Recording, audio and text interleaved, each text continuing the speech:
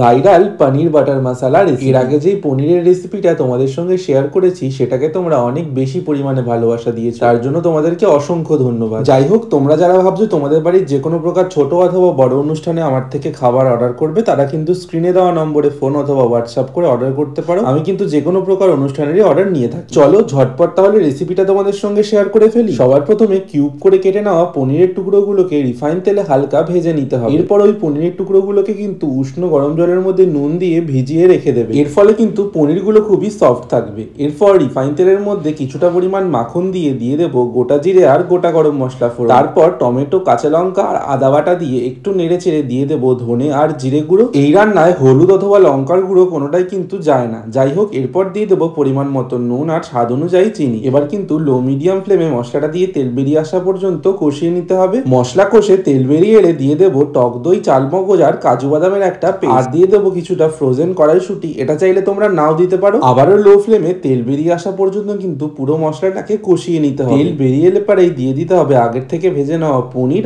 আর কিছুটা fresh cream. এরপর কিন্তু ভালো করে মিশিয়ে নিয়ে দিয়ে দেবো পরিমাণ মতন জল। খুব বেশি জল দেবে না, কারণ এই রান্নায় গ্রেভিটা একটু মাখা মাখা হয়। যাই হোক, জল দেওয়ার পর ভালো করে ফুটিয়ে নিতে হবে। আর নামানোর আগে কিন্তু আগের থেকে ড্রাই রোস্ট করে গুঁড়ো করে নেওয়া কাসুরি মেথি, সামান্য পরিমাণে মাখন আর শাহি গরম মশলার গুঁড়ো দিয়ে নামিয়ে নিলে পারেই কিন্তু রেডি আমাদের পনির বাটার মশলা। রেসিপিটা কেমন লাগলো অবশ্যই কমেন্ট করে কিন্তু জানিও। আর এই রান্নাটা কিন্তু পোলাও, ফ্রাইড রাইস, রুটি, লুচি, নান যে কোনো কিছুর সঙ্গেই সার্ভ করা যেতে পারে। খেতে খুবই ভালো লাগবে। যাই হোক, ভিডিওটা ভালো লেগে থাকলে লাইক, কমেন্ট এবং শেয়ার করে দিও। অবশ্যই আমার চ্যানেলটাকে সাবস্ক্রাইব করে দিও। আর ফেসবুক কিংবা ইনস্টা থেকে দেখে থাকলে ফলো করে দিও। আজকের মতন টাটা, আবার দেখা হবে নেক্সট একটা ভিডিওতে।